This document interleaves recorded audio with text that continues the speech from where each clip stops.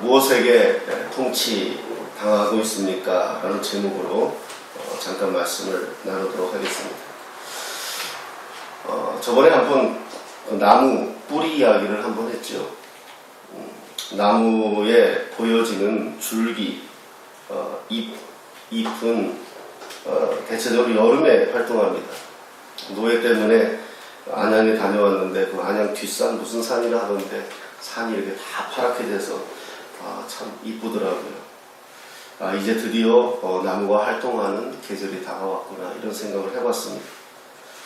그러나 이제 가을이 되면 그 낙엽들은 다 떨어지지요. 그런데 어느 분에게 이야기를 들었는데 그 이유 중에 하나가 물론 계절의 변화에 의해서 1년에 광합성에 일을 했던 잎들이 떨어지는 게 당연한데, 그러나 그 이유 중에 하나가 겨울에는 뿌리가 활동을 한다고 합니다. 그래서 그 뿌리가 더 다음 해에 더 많은 열매와 더 많은 가지를 자라게 하기 위해서 뿌리는 겨울에 더 멀리 퍼져나가려고 한다. 나무를 보면 이렇게 잎이 가지가 뻗어져 나가 있는 것만큼 뿌리도 뻗어나가 있다고 합니다. 그러니까 굉장히 멀리 사실 뿌리가 나가고 있는 거죠. 그런데 그렇게 낙엽이 떨어지고 겨울에 그 나무가 앙상하게 되는 이유 중에 하나가 모든 에너지가 이 뿌리로 가게 하기 위해서 나무 스스로가 그렇게 한다고 합니다. 그 내용을 들으면서 그런 생각이 들었습니다. 뿌리는 보이지 않는 곳에서 나무를 지탱해 줍니다. 사람들은 보여지는 화려한 잎과 줄기를 더 아름답게 보고 사진도 찍고 그렇게 하지만 사실 뿌리가 소중하다는 겁니다. 뿌리가 있어야 열매도 있다는 것이죠. 그런 걸 보면서 좀 깊은 생각을 해봤습니다. 이런 이야기를 드리는 이유가 지난주에 우리가 수요 예배에 구원의 결과에 대해서 말씀을 나누었죠. 그래서 예수 그리스도를 믿음으로 얻은 구원의 결과가 기쁨으로, 소망으로, 사랑으로 이런 것들로 우리가 나타난다. 그런 말씀을 드렸습니다. 이것들은 예수님을 믿고 나서 얻게 된 일종의 보너스죠. 그런데 이제 오늘 본문은 바울이 이런 이야기를 하는 겁니다. 우리 읽지 않았지만 5장 12절에 보면 그러므로 이렇게 시작합니다. 그러므로. 이게 바울의 독특하지만은 않을 것 같아요. 바울의 수사법인데 바울은 항상 교리를 앞에다 이야기합니다. 율법을 이야기하거나 교리를 이야기하고 그러므로 아니면 왜냐하면 이러면서 그걸 우리가 어떻게 살아야 될 건지를 설명해주는 그런 구조로 바울은 글을 씁니다. 그래서 바울의 서신들을 읽을 때 그러므로 라는 단어가 나오면 우리가 좀 집중해야 됩니다. 이게 정말 바울이 하고 싶은 이야기다 라는 것을 볼 수 있죠. 그러면 그 구원의 결과에 대해서 얻은 것들의 이런 축복을 얻을 수 있는 근거가 어디 있느냐, 이제 이 이야기를 바울은 이제 시작하는 겁니다. 오늘 본문은 사실 12절에서 21절까지인데요. 12절에서 21절까지 읽어보면은 이렇게 대조가 나옵니다. 대조가 나오는데 그 대조가 뭐냐 하면 아담하고 예수 그리스도를 대조시킵니다. 그래서 이 아담하고 예수님을 대조시켜서 아담의 그 범죄와 예수님의 은혜로 이렇게 대조를 시키는 겁니다. 그러니까 아담과 예수님을 대조시키는 이유가 죄와 은혜를 이야기하고자 대조시킨다는 것을 우리가 알 수가 있죠. 그래서 오늘 본문에서 가장 많이 등장하는 단어가 한 사람이라는 단어입니다. 한 사람. 그래서 한 사람 아담과 한 사람 예수 그리스도를 대조시키는 거죠. 그래서 한 사람 아담이 인류에게 끼친 영향과 한 사람 예수 그리스도가 인류에 끼친 영향을 비교하는 거죠. 대조하는 겁니다.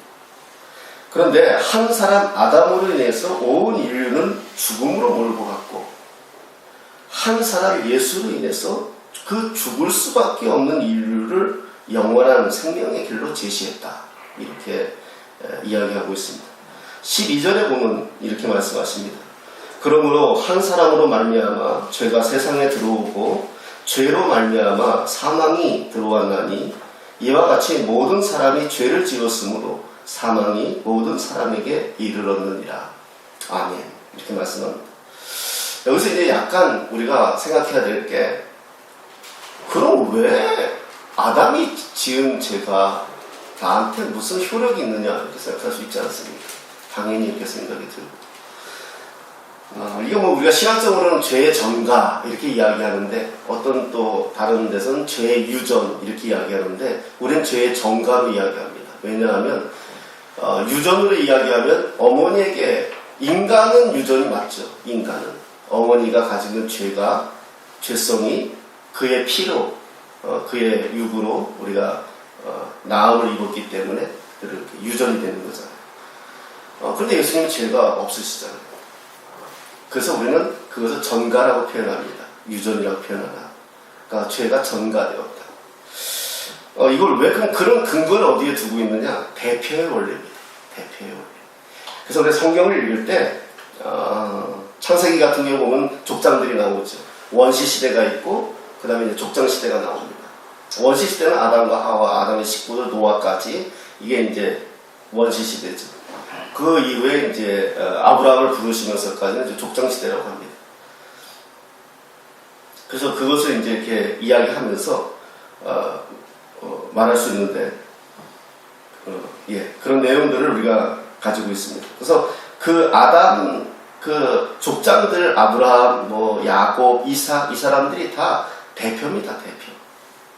그 사람들을 한 사람으로 이야기하지만 성경에서 그 한 사람을 이야기하는 것 같지만 사실은 그 한 사람이 인류의 대표처럼 여기고 그를 축복하겠다는 게 결국 우리를 축복하겠다는 겁니다. 이걸 우리가 알아야 돼요. 아브라함을 하나님이 모래알같이 이렇게 축복하겠다 그러니까 뭐야, 아브라함처럼 우리가 충성하면 우리도 그런 복을 받는 거야? 이걸 유도하는 게 아닙니다. 아브라함에게 준 복이 대표의 원리이기 때문에 우리에게 준다는 겁니다. 못하면 믿으면. 이걸 이제 이야기하는 겁니다. 그래서 성경은 아담이 대표로서 죄를 지은 겁니다. 그렇게 우리가 인정을 하기 때문에 우리가 그 아담이 지은 죄가 우리에게 전가되었다는 것을 말하고 있는 거죠. 그래서 마찬가지로 아담이 죄 지은 게 우리에게 전가되는 겁니다. 왜냐하면 아담은 하나님이 인류의 대표로 세우셨기 때문입니다. 그래서 아담의 죽음은 온 인류의 죽음이 되는 거죠. 지난주 부활주일에도 죽음에 대해서 말씀드렸지만, 인간이 죽음을 두려워하는 가장 큰 이유 중에 하나가 상실이죠. 상실. 죽음은 상실됩니다. 우리. 그거 얼마나 무서운 겁니까? 치매가 무서운 이유가 뭐죠? 잊어버린다는 겁니다. 평생을 사랑했던 아내를, 평생을 사랑했던 남편을 내가 어느 날 잃어버리는 겁니다. 이게 치매가 무서운 거죠. 사실 치매 걸린 자는 안 무서워요. 그 사람은 치매 걸린 자는 불쌍히 여기지도 않아요. 스스로. 자기는 몰라요. 그냥 행복해요. 밥만 많이 주면 그 사람은 좋은 사람이고요. 그런데 그게 무서운 이유는, 우리가 안 걸리려고 하는 이유는 뭐죠? 상실이거든요. 죽음도 마찬가지예요. 내가 평생 살아온 걸 내가 눈을 감는 순간 다 끝장나는 거거든요. 그래서 죽음이 두렵지 않습니까? 그런데 하나님은 그 인류를 다시 살릴 처방을 주셨죠. 그게 무엇입니까? 예수 그리스도입니다. 예수 그리스도. 그게 15절에 있습니다. 우리 15절 한번 같이 한번 읽어볼까요? 15절에 있습니다.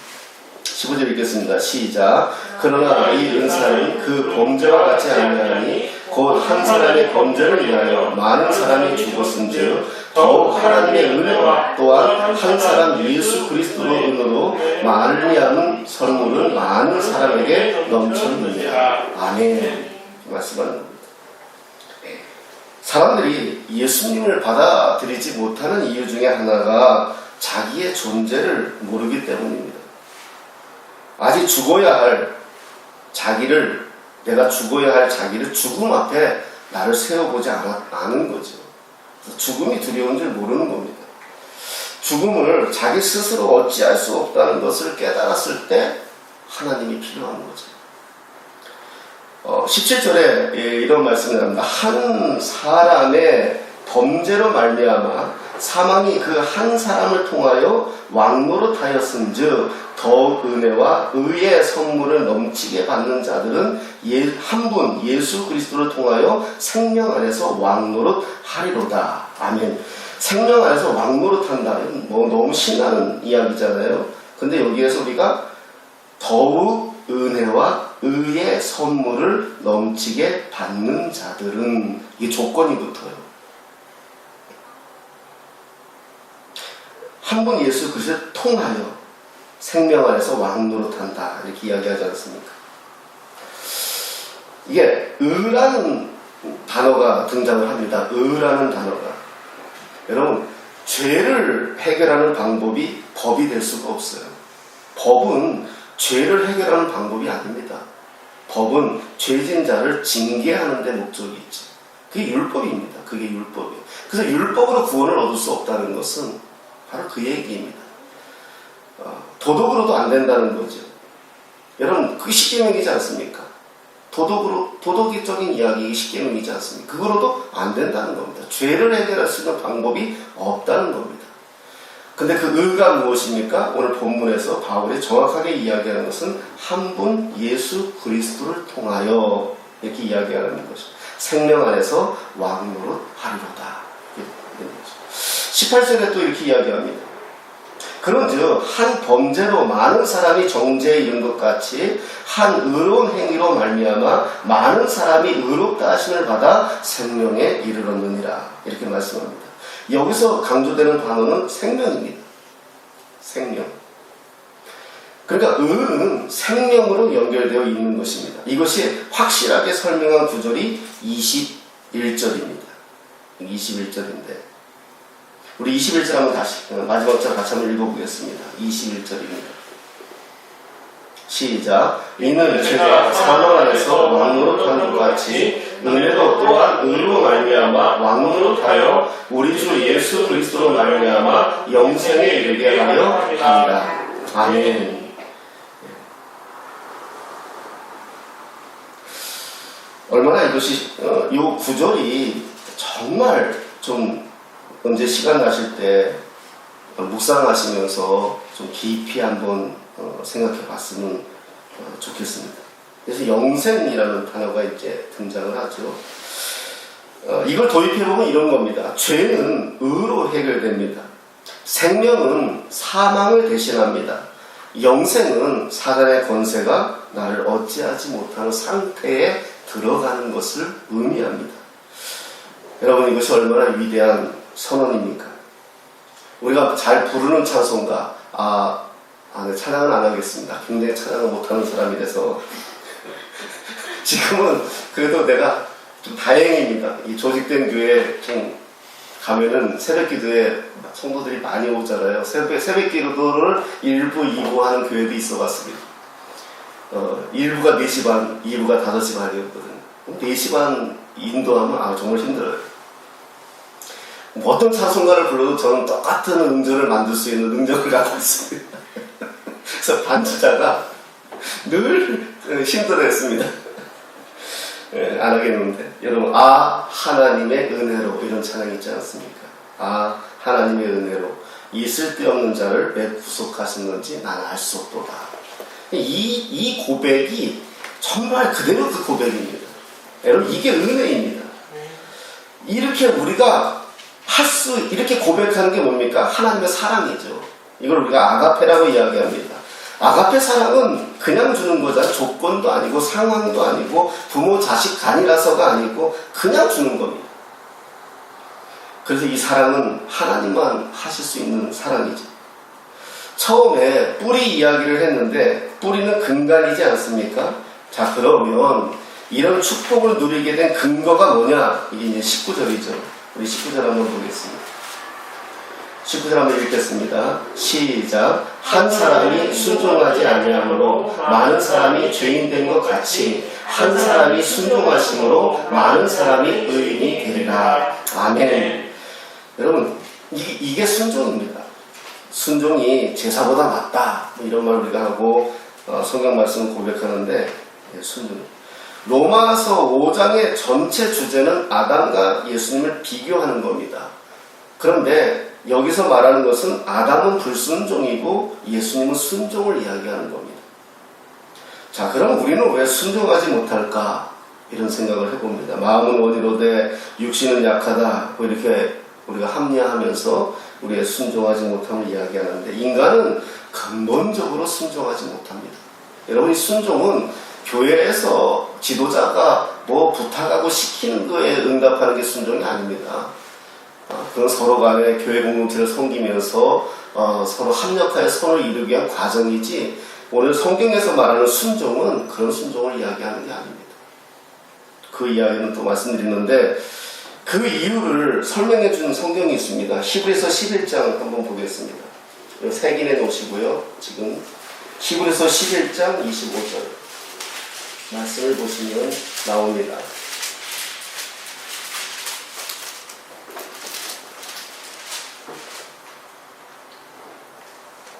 11장 25절 신약성경 366페이지인데요. 우리 한번 읽겠습니다. 시작. 도리어 하나님의 백성과 함께 구원을 받기를 잠시 죄악의 낙을 누리는 것보다 더 좋아하고. 아멘. 예, 이 이야기는 모세 이야기죠, 그죠? 모세가 모세의 신앙을 히브리서 기자가 쓴 내용입니다. 여기서 주목해야 될 단어가 죄악입니다. 죄악, 그죠?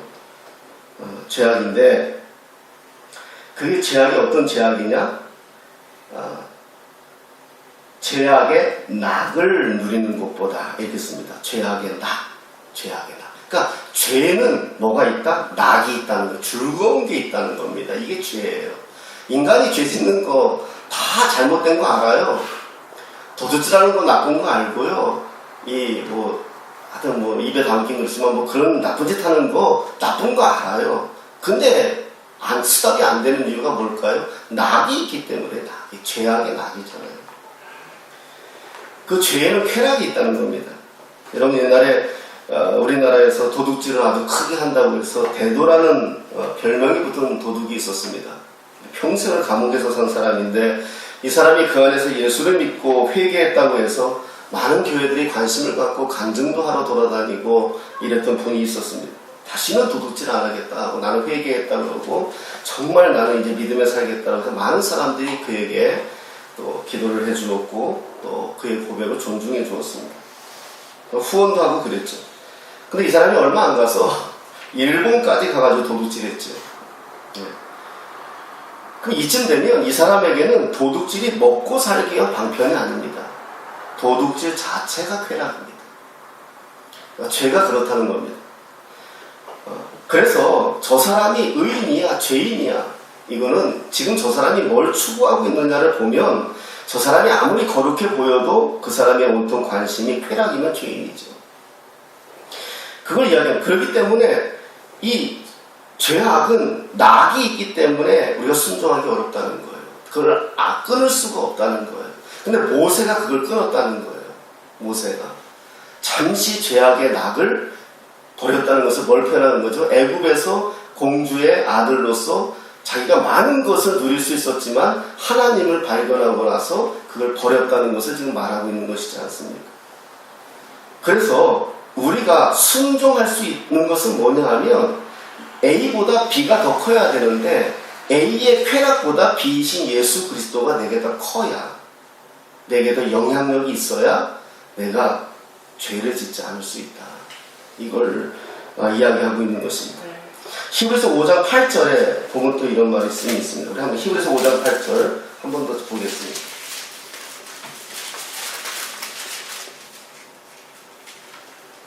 자, 그러면 그 순종을 5장 8절에 어떻게 이야기합니까? 시작. 그가 아들이시면서도 받으신 고난으로 순종함을 배워서. 아멘. 예수님을 이야기하는 거죠. 당신이 아들이신데도 고난으로 순종을 배웠다. 이렇게 이야기합니다. 아들이시면서도. 하나님의 아들이심에도 불구하고 고난의 과정을 통해서 순종을 배웠다. 이렇게 성경은 이야기합니다. 우리는 하나님이시니까 그렇게 이야기할 수 있겠지만, 성경은 리얼하게 표현해주고 있는 겁니다. 그런데 우리는 어떻습니까? 고난하지 않고 순종하려 하니까 순종할 수 없다는 거죠. 여러분, 고난 자체는 우리에게 그걸 뭐라고 표현해야 망하는 게 아닙니다. 고난 자체는, 어떤 분은 고난은 축복의 통로다 뭐 이렇게도 이야기하시는데 저는 그게 맞다고 생각합니다. 우리는 고난 받으면 지금 내가 굉장히 잘못되어져 있다고 생각하는데, 고난 자체는 저 뒤에 있는 걸 주시기 위한 하나님의 방법이라는 것을 아는 거죠.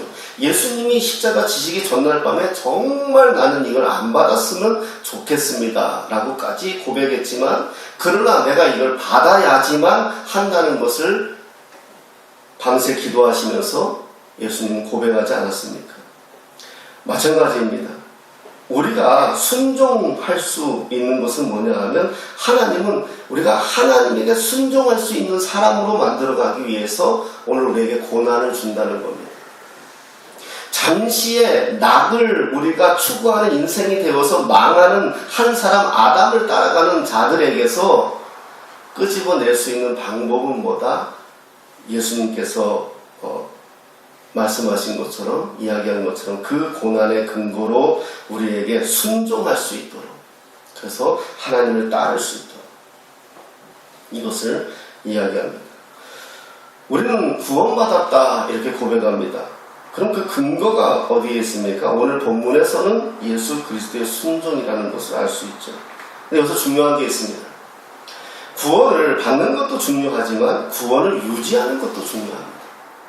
우리 장로교는 예정의 교리를 따르기 때문에 한 번 받은 구원은 절대 빼앗기지 않는다 이렇게 고백합니다. 맞습니다.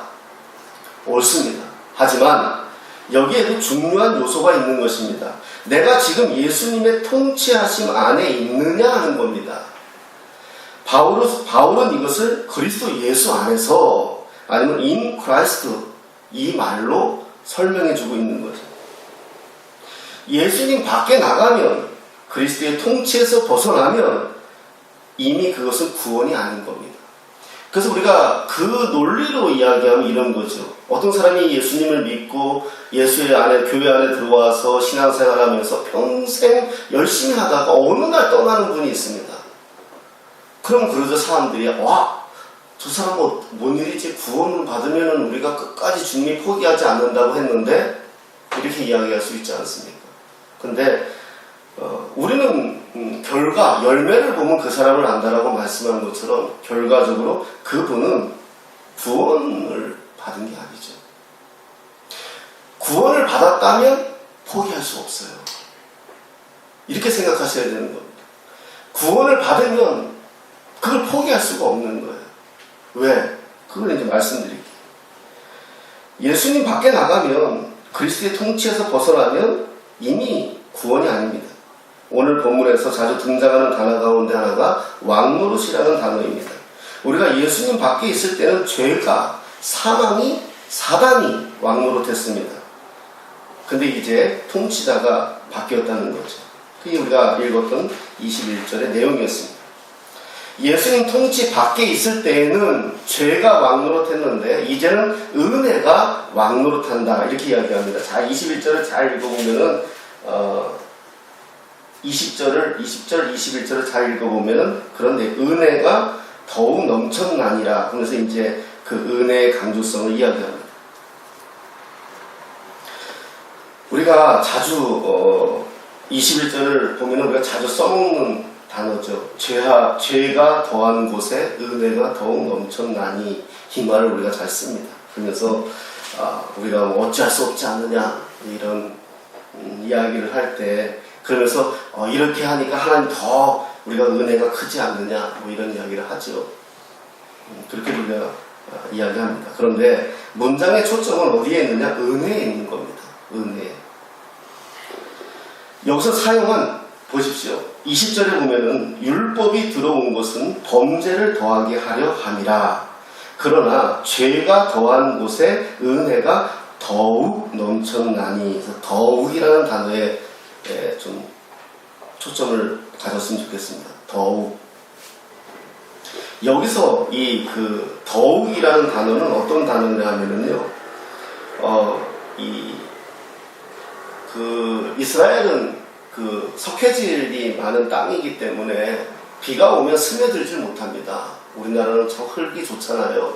그러니까 비가 오면 많은 땅이 물로 흡수가 되기 때문에 우리가 우물, 뭐 지하수를 먹고 이렇게 하는, 이건 정말 복인데, 이 중동 지역은 모래 아니면 석회질이 많아서 물이 비가 오면은 그냥 쓸려가요. 한꺼번에 막 쓸려가 버리고, 금방 뭐 비가 올 때는 막 와디라 그러죠. 이 계곡과 계곡 사이가 이 와디라 그래가지고 글로 막 물이 흘러내려가는 거 보면 무서워요.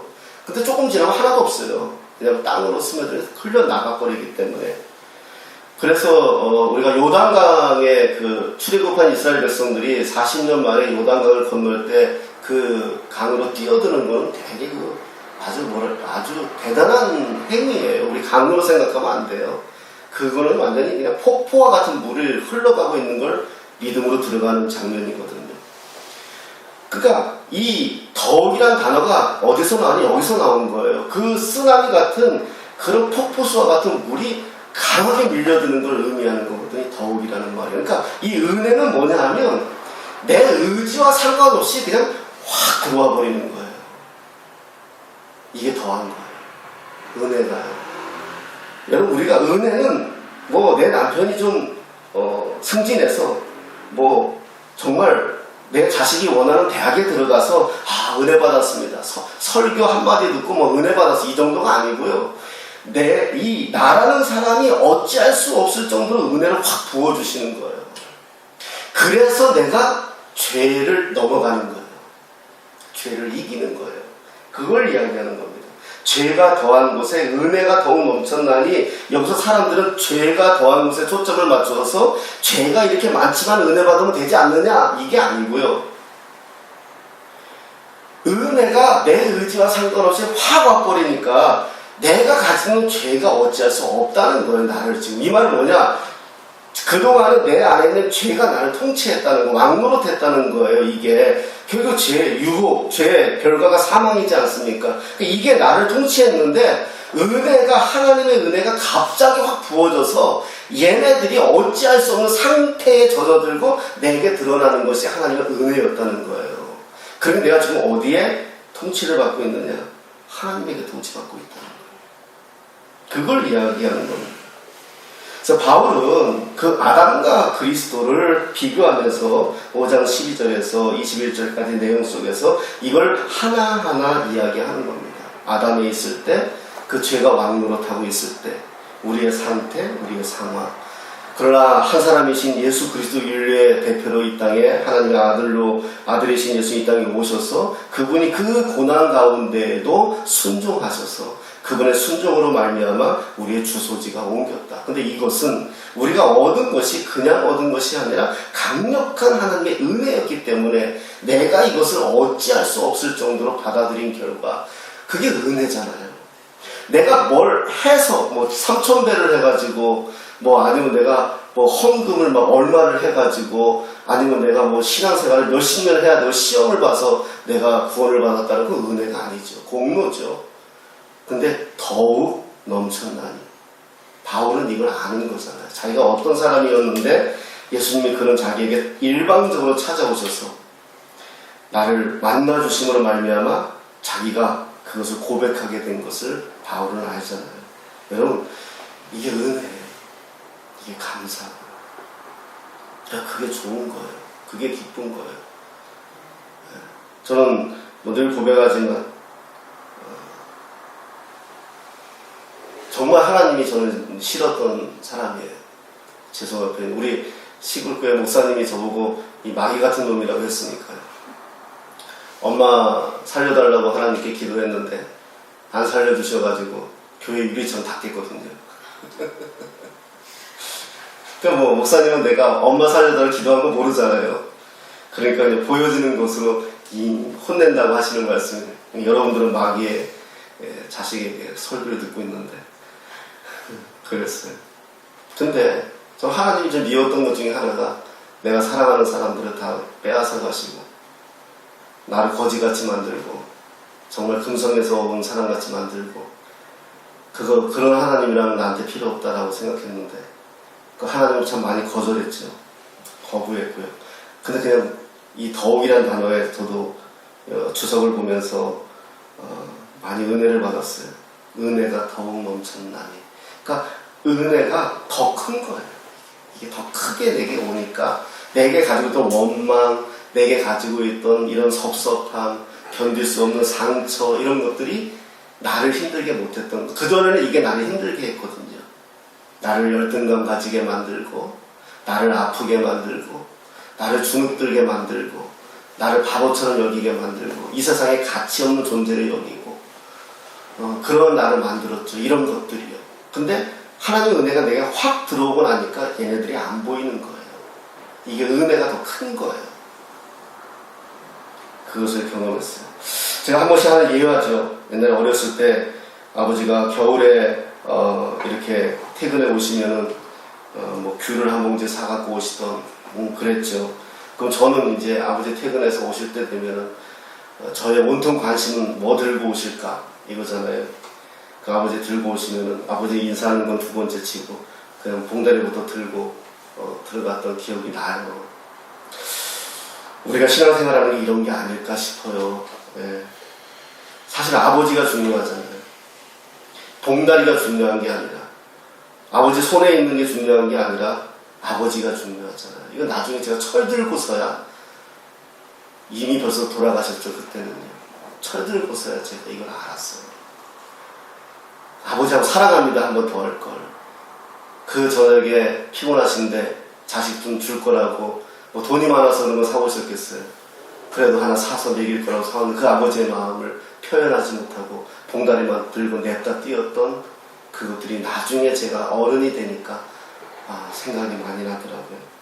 우리 신앙생활도 그렇게 하고 있지 않습니까?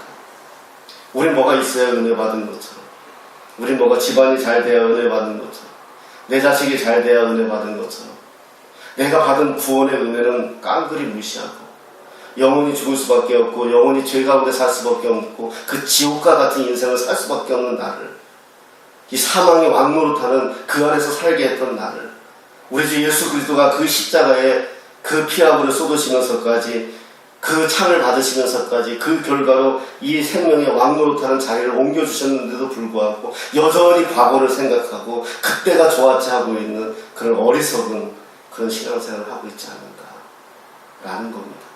아닙니다. 우리는 받은 구원은 상상할 수 없는 겁니다. 우리가 지금 누리고 있는 이 예수를 알고 있다는, 이분으로 말미암아 내 은혜가 가득하다는 것은 정말 이 세상에 어떤 것도 우리를 대신할 수 없는 것입니다. 이게 바로 가장 큰 은혜이고 이것을 알게 되었을 때 하나님의 사랑을 발견하는 것입니다. 지금 우리는 누구의 통치를 받고 있습니까? 무엇의 통치를 받고 있습니까? 우리가 혹시 무엇을 잃으면 전부를 잃은 것처럼 여기고 있지는 않습니까? 그것이 건강이라도, 그것이 돈이라도, 그것이 자식이라도 아닙니다. 주 안에 있으면 됩니다. 예수 안에 있으면 됩니다. 그분의 통치를 받고 있으면 지금 상황이 나를 어찌하지 못합니다. 그것은 그저 보여지는 것들이고, 주님이 우리의 인생은 지난주에도 말씀드렸지만은 터널이 아닌 동굴이 아닙니다. 계속해서 깜깜한 데로 들어가는 게 아닙니다. 지금 깜깜한 것 같지만, 아무것도 보이는 것 같지 않지만 일정한 기간을 지나면 열어지는 터널과 같은 것이 하나님이 우리에게 약속한 겁니다. 오늘 고난받고 있다 할지라도 그 고난이 잠시의 낙을 위해서 그 고난을 포기하지 마십시오. 잠시의 낙을 위해서 이 고난을 포기하는 순간 우리는 순종할 수 없습니다. 그런 의미에서 더욱더 주님을 의지하시고 그분 안에서 날마다 승리하시는 저와 여러분 되시기를 예수님의 이름으로 축원합니다.